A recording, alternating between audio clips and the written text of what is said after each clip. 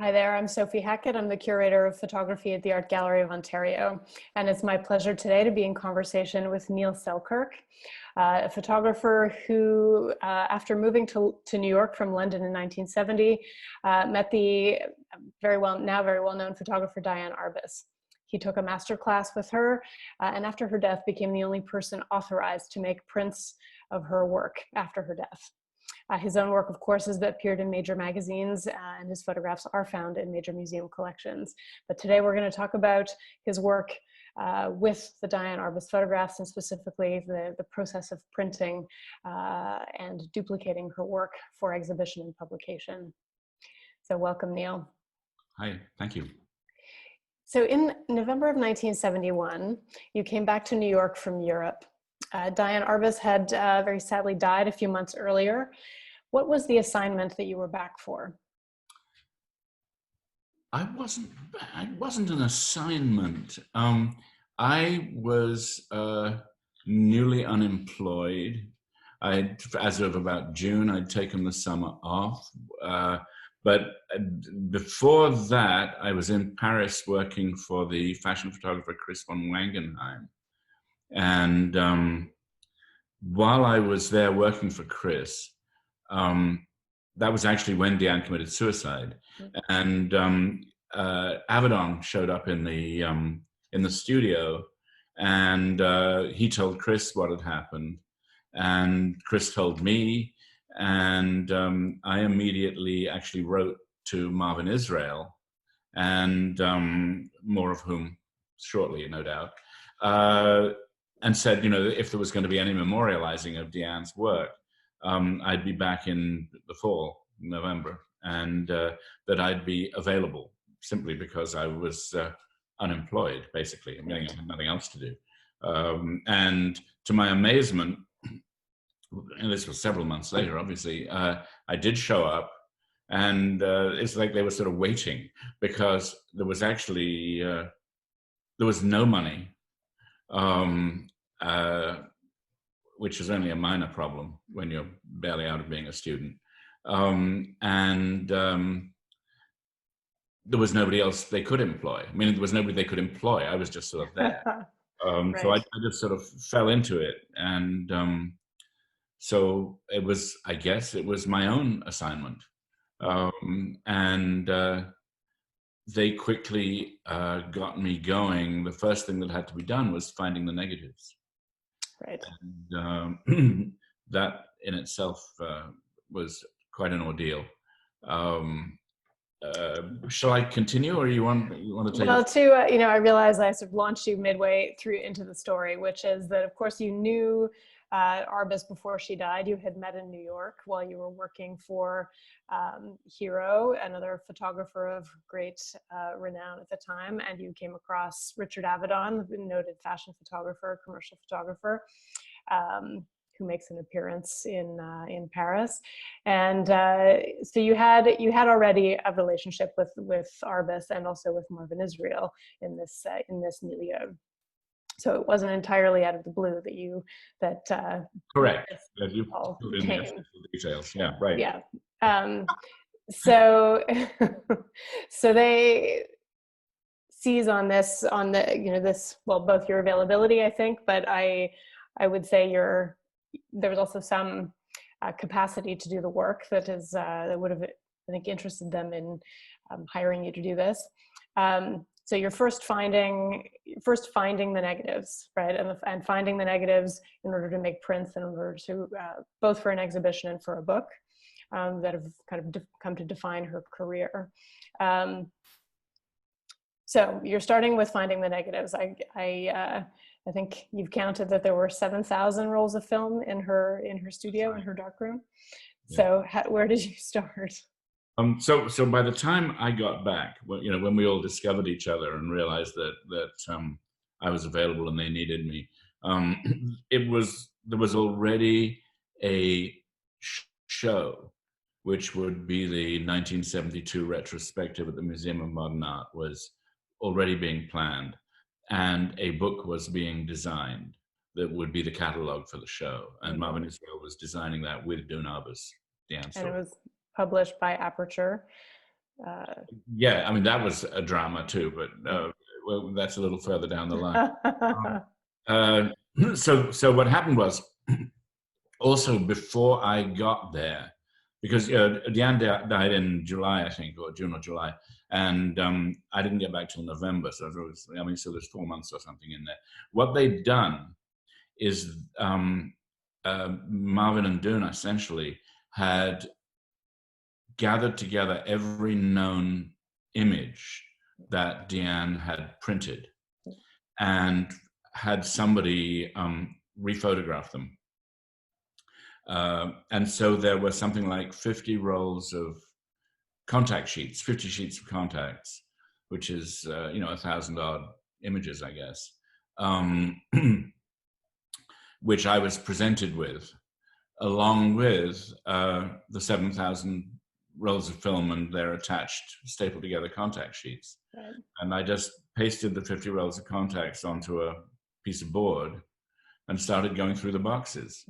That this was really one of the most phenomenal things about Diane is that she did not document on the back of any print what negative number it was. There was just no way of knowing, and she apparently sort of knew where they were. And we're talking about this incredible array of boxes of prints. So I just started going through them, and I went through them once, and I probably found, half the first time, and another half, the remaining half, the second time, each time being, I don't know, weeks. And eventually we'd found all but I think 3 of what we were looking for, and that may have included everything we actually needed for the book. By that time, they'd winnowed the book down to, I think, about 80 images. And so as soon as that was done, it became time to start printing. I mean, just even the beginning of this search for the negative, to me, kind of highlights so, I think, perfectly the task at hand, which was really a gargantuan one to I don't know, bring to life this career, bring to life these negatives, these prints, but that it's I feel like it's an I imagine this sort of iceberg type pile of negatives, under which is the rest, which is trying to recreate how she printed. Right. I mean, that was almost, the negatives was rote. That was very straightforward. So then there was,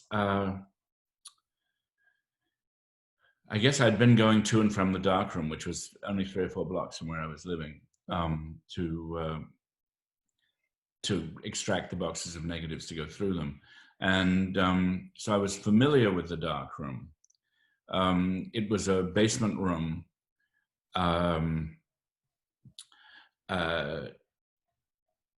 very sort of rudimentary in terms of finish. I mean, there was no finish.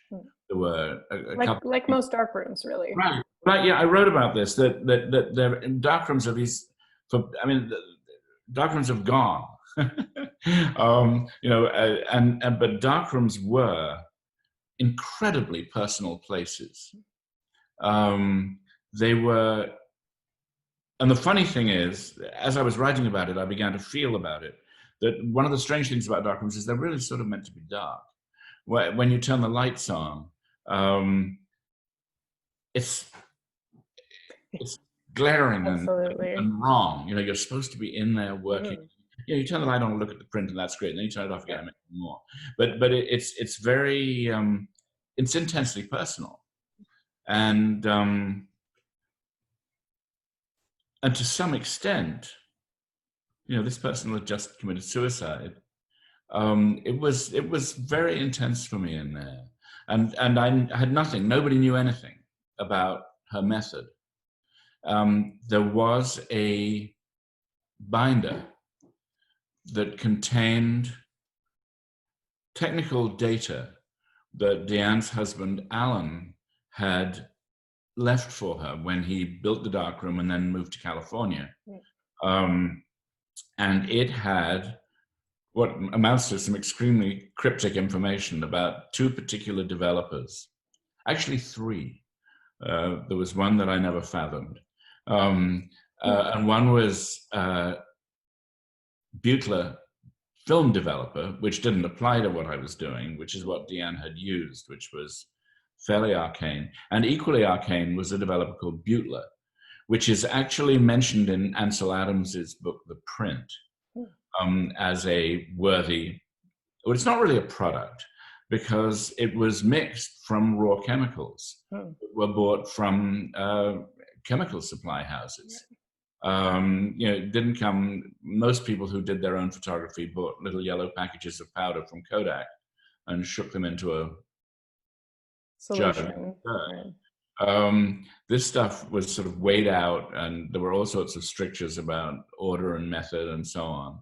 And it became apparent that, to get into probably a lot of detail just for a moment, let's go back. I started trying to make the prints. And I had this developer, the interesting thing about the developer was it comes in an A and a B.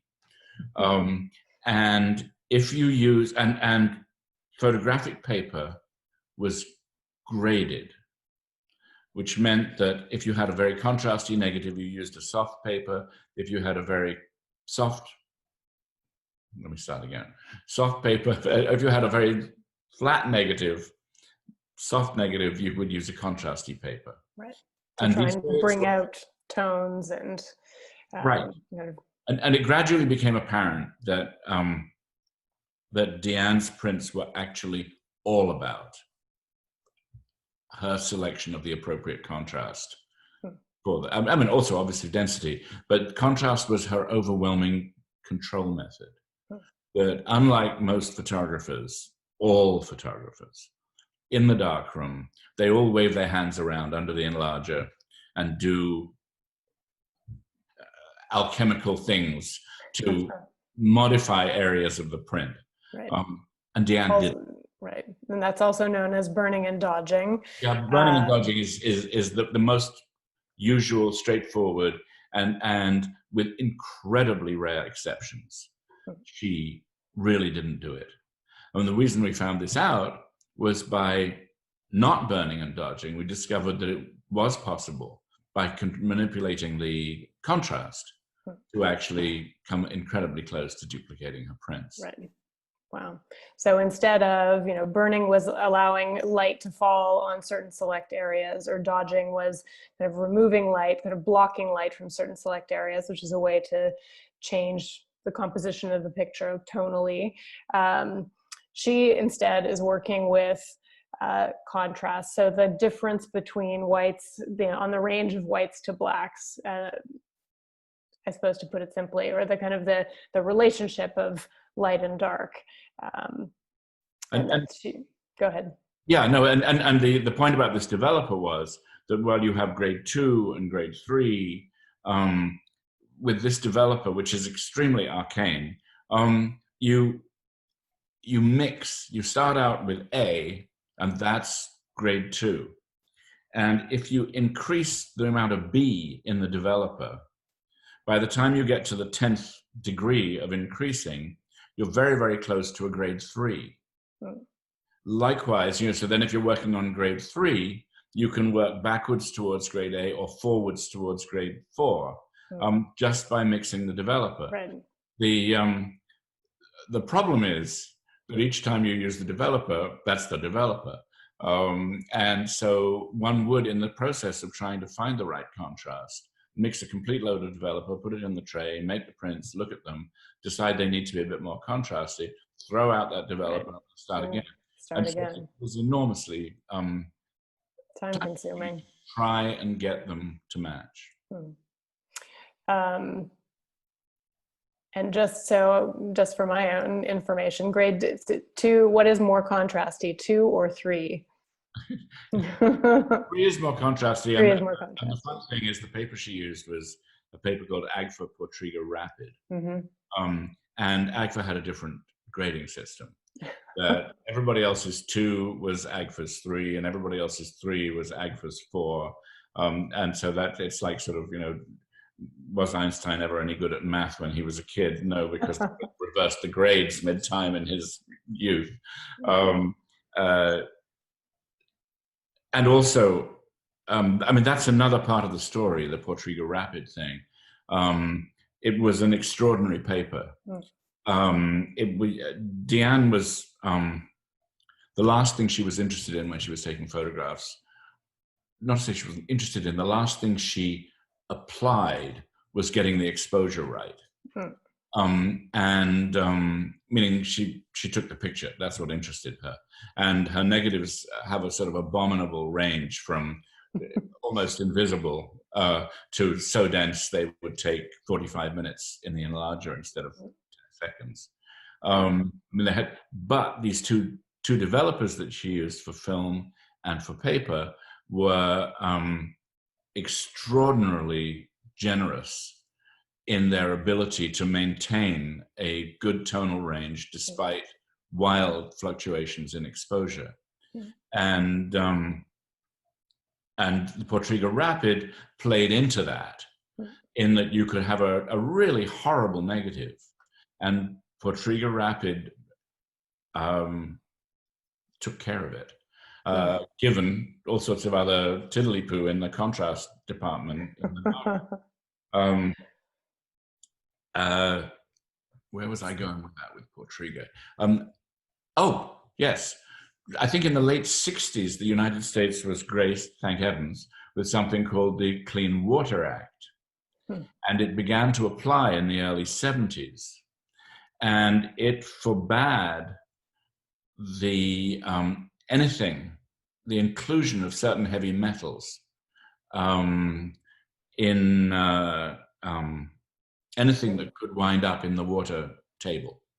In other words, anything that would wind up going down a drain, which includes photographic paper or the emulsions in the photographic paper. And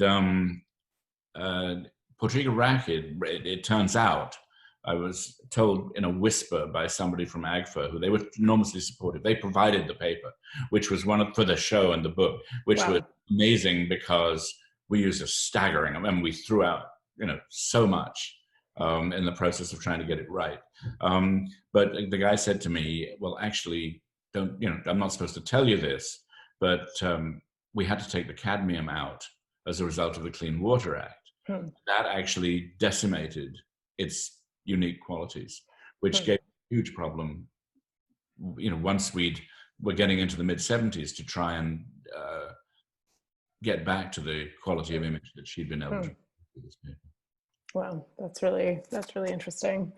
That'll take me somewhere else. No, it's true though.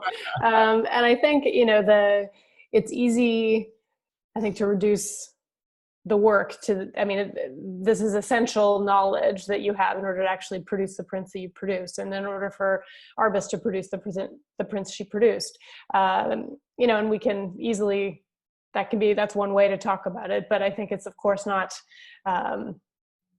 the main thing. It's the vehicle. But I think that information is really important and is really interesting. And the fact that Portriga Rapid had to take out cadmium because of the Clean Water Act is really, these are the kind of moments in time and the sort of it's accidental that you had to deal with that in a way. So actually, I love that kind of historical detail is what I'm trying to say. There's a wonderful incidental about that, which is that I remember Frank Stella going to congressional hearings about this, and they got a special dispensation that fine artists were allowed to use paints that contained cadmium yellow, because he said art would stop if they didn't. And I think for that single tiny exclusion, there was no photographer down there saying, Portriga Rapid, to do the same thing. Wow. I wonder whether artists would have such sway today. We don't need to answer that question. So, of course, this is one very important part of the work you were doing. So it's the kind of technical side. But of course, you're after something that is not quite so technical, that is much more in an artist's sensibility. So through this, you of course, and you've talked about this in prior interviews where you've had to make a really intensive study of her prints. Can you tell us a little bit more about that? What were you looking for? What did you need to understand in order to make the prints you made? I think it went backwards rather from that. That what you did was, or what I wound up doing was there was an end. The end was duplication. I wasn't interpreting anything. What I needed was to produce prints that were indistinguishable from hers. And so it was a relentless process of knowing what indistinguishableness was, rather than it wasn't really an aesthetic. It was a sensibility to some extent to see what the difference was when there was a difference. But essentially what one did is one tried something. And so the philosophical underpinnings emerged as I pursued this very specific end.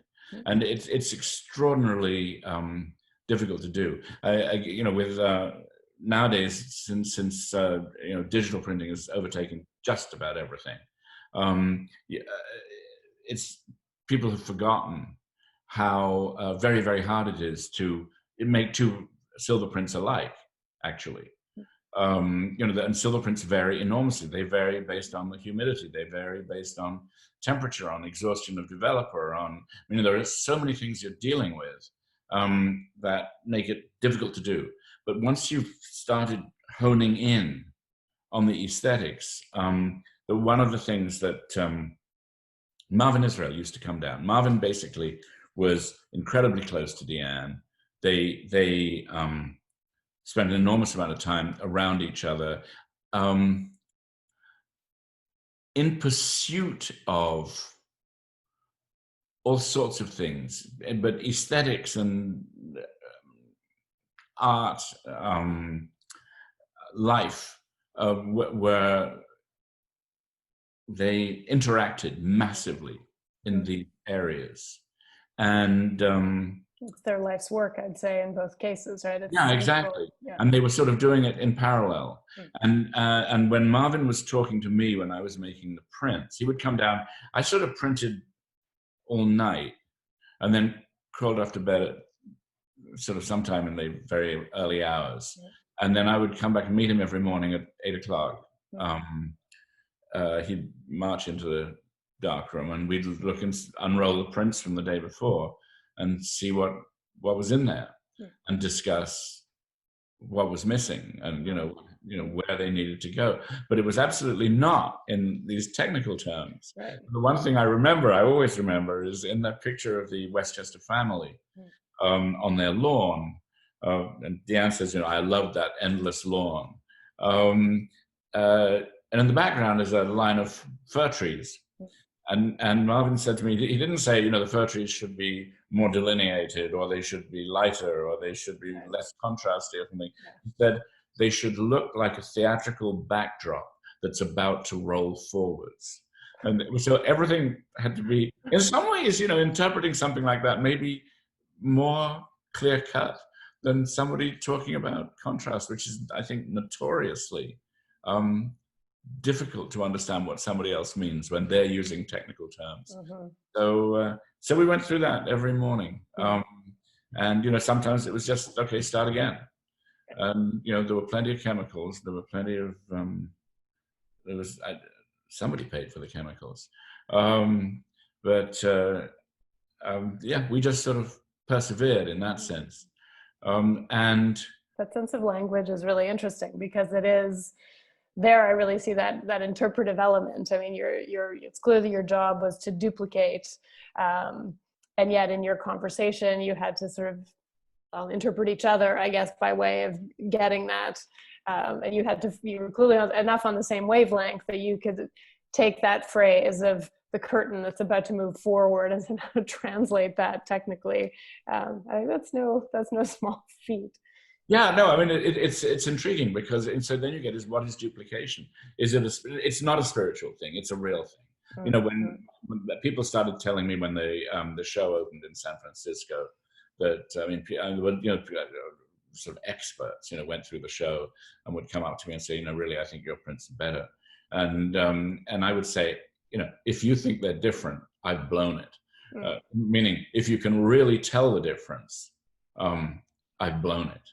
Because the whole objective is that you will have no flaming idea who did them. I mean, most of the time, I don't know. I mean, when I'm in shows, I say, "Is that mine or is that hers?" And the curator will say, "Oh, that's hers," or not, whatever.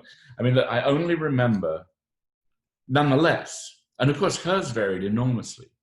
And mine varied enormously. Dune said this incredibly wonderful thing one day. This question was raised at Jeffrey Frankel's gallery in San Francisco. And Dune just looked at him and said, "Jeffrey, the difference between his and hers is greater than the difference between his and hers." Which, if you run that back slowly, it actually it killed it. I mean, that was the end of the topic. But basically, mine varied, hers varied, but they all varied within the same range, and they were all credible, was the idea. And I do only remember, as I remember, definitely subject to reinterpretation. There was only one occasion when we literally could not distinguish between Diane's print lying on the table and the one I'd made the night before. And it was actually a problem, because it was like, wait, we couldn't, let alone what the difference was. But once out of hundreds did we actually make them indistinguishable. It is that tricky. But mostly, as you pointed out, it's a spiritual thing. Is it right? But I've never really printed for anybody else. I'm not a commercial printer. I did this project, and I figured out how to do it. In fact, I don't really rank myself as a printer, but I can do Diane stuff because I got to the bottom of it. Right. What do you think in this project was? I mean, you've touched a little bit on the developers and the kind of technical aspects. Is there anything else you would say you found particularly difficult to discern in this act of duplication?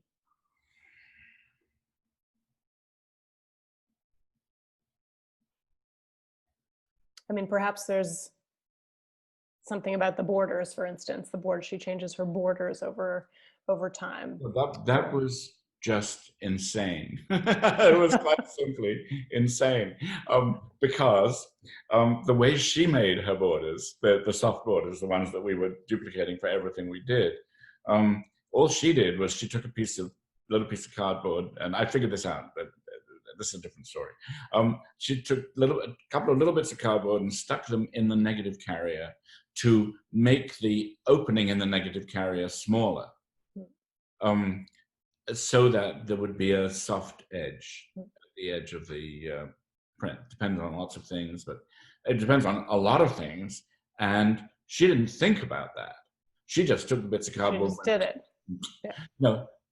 Come Selkirk 3 years later, or 2 years later, or 5 years later, whenever it was, his job, which is made with a little bit of torn cardboard, is to create an absolutely identical piece of tear in the cardboard and locate it completely precisely, exactly where she had, and she did it arbitrarily, but I had to do it exactly, and literally that would take hours.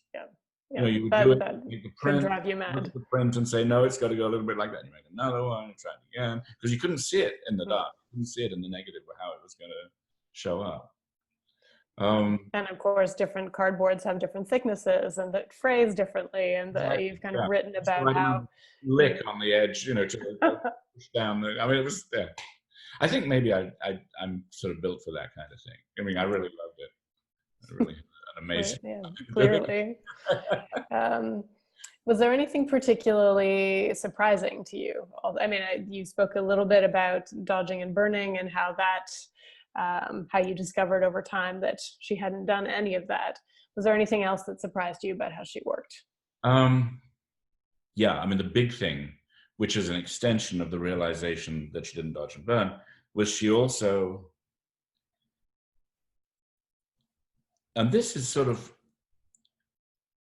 was radical, because at the time, you go to the Museum of Modern Art and there are, Ansel Adams and Paul Caponegro and these exquisite printers, famous super printers, making these exquisite prints, and they all had sort of values that were definable as approved by Kodak.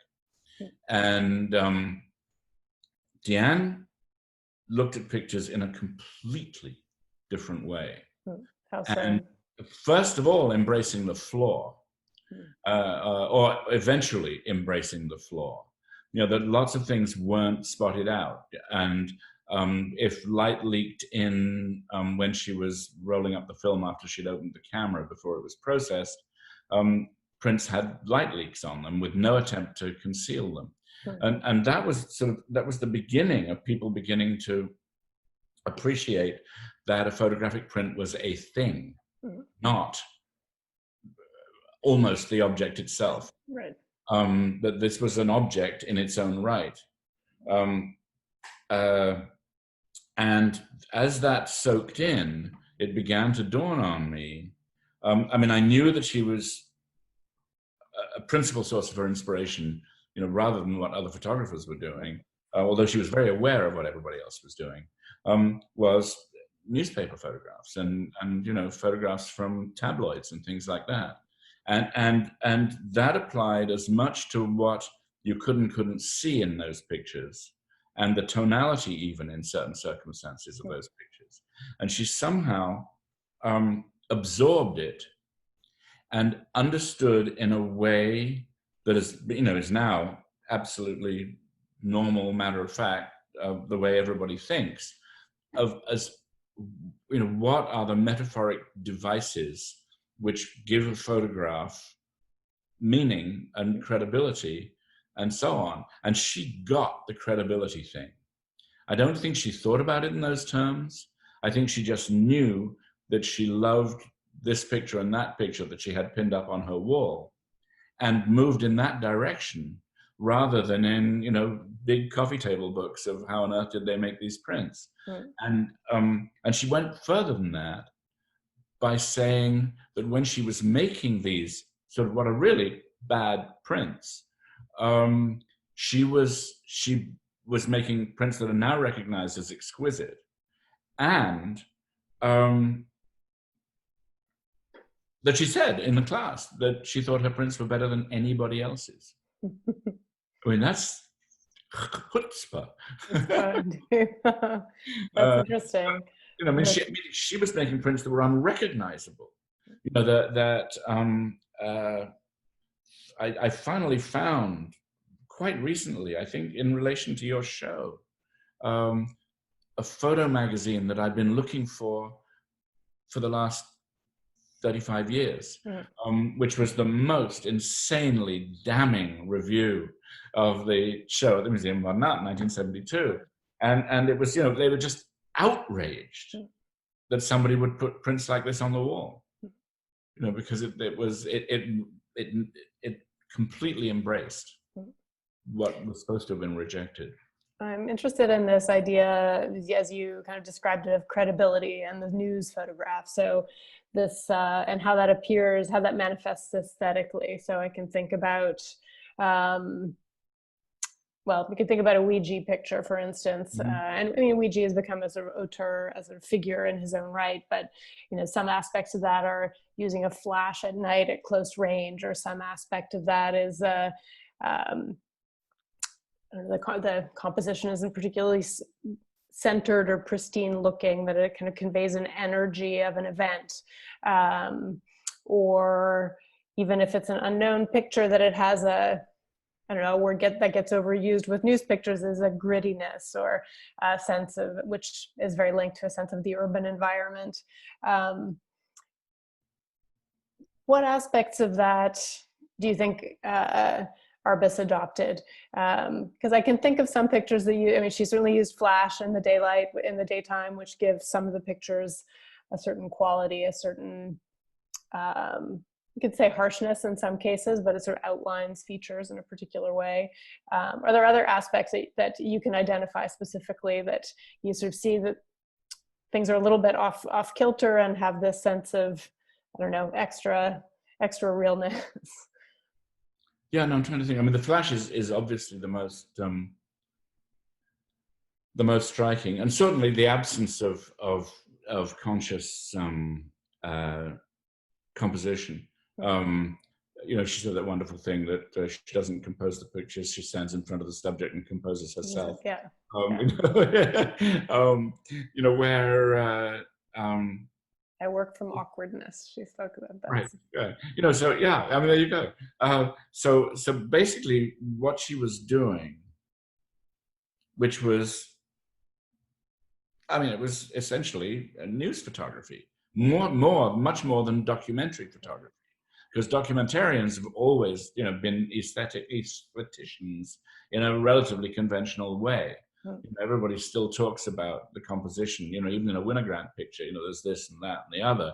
You know, Arbus, no. Arbus, this is interesting, I am going to record it, which is what a news photographer does. It's what a penny match photographer was doing in the 60s. You know, they didn't hire photographers. They hired thugs and gave them cameras because they weren't afraid to go where anybody would go. Diane just wasn't a thug, but she went there anyway. But essentially, you know, show me something that strikes me as being absolutely extraordinary, and I will point my camera at it and I will push the button. And that sort of evolved in the most fabulous way, because at the time, actually the time she was doing this, I was working for Hero, who was the one of the 2 or 3 preeminent practitioners of what was called by the amateur magazine synchro sunlight, which is basically synchronizing your electronic flash with the available light. And to anybody with an easy grasp of those sort of issues, it's relatively straightforward. But I mean, Hero, you know, built a career partly on that, of going outside and, you know, tremendously dramatic skies and so on. And it was to Hero that she went to borrow her camera, this Pentax 6x7. And which is when you first met her. Yeah, and it's sort of no accident that I was trying to show her how it worked, and it was then that she was doing the Untitled stuff, and she at some point hit it. Meaning that there was a big Untitled show a year or so ago in New York at David Zwirner, and where all of them were in one show. And, you know, sort of a lot of studying them, I came to the conclusion that although in a lot of them there's absolutely zero evidence of it, she probably had the flash and fired it on every single frame.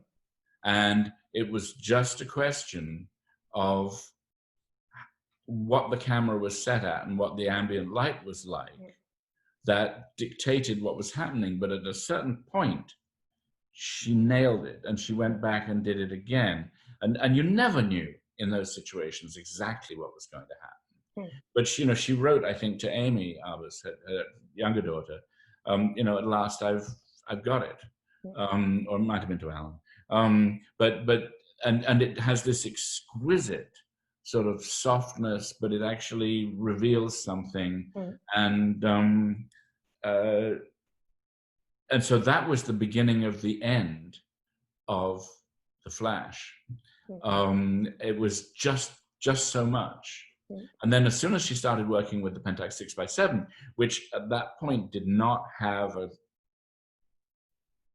lens that could take synchro sunlight pictures, so she was working without it, and she was back to taking pictures that were just exquisite versions of the 35, technically exquisite versions of the 35s she'd been doing back in the 50s.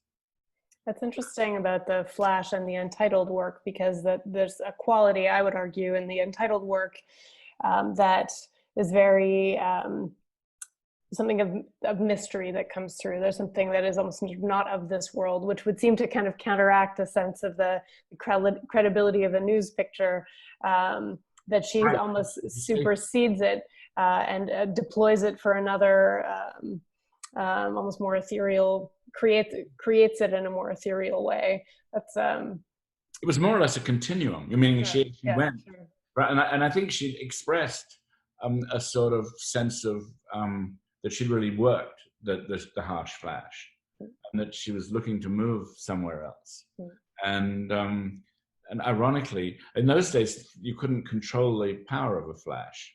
You know, now you can control it from infinitesimal to whatever its limit is. In those days, it just went pop, which in some ways made it easier to manage because you knew what it was going to do and you had to control everything else. But it was a different world. Different world. I mean, now you can sort of set, I mean, you dial up, dial down, pop it, see how you like, you know, I mean, then you'd shot it and then went home and developed it, and you were long gone when you found out whether it worked or not. Well, which makes it, I think, all the more, makes the work, I think, to even kind of stronger to think about it. It's such a different way of working than today, I guess. It doesn't mean that it's any less or better, but I think it's, there are parameters that are hard to imagine now. Yeah. So in all of your time of getting this close to the way that Arbus worked, what do you think you learned about her, or learned about her work in particular? Well, what I did learn I had come to the States to become a rich and successful advertising photographer. So then I found myself within a year embroiled in everything she'd ever done, and it made me unemployable. I could not embellish a photograph. Right. I did 3 years in photography school in London, learning to embellish. And then I came to New York and I spent a year with Hero around Avedon, embellish. Then I spent a year completely immersed in Diane stuff. It was like dead. I had to start over because I'd learned that what really matters is the document. That it's what you're looking at, and that's what I learned. It's like just look. And it changed the course of your life. Oh, totally. I mean, I had to figure out how to make a living. Is there anything else you'd like to add about this extraordinary journey that you've been on these last few decades?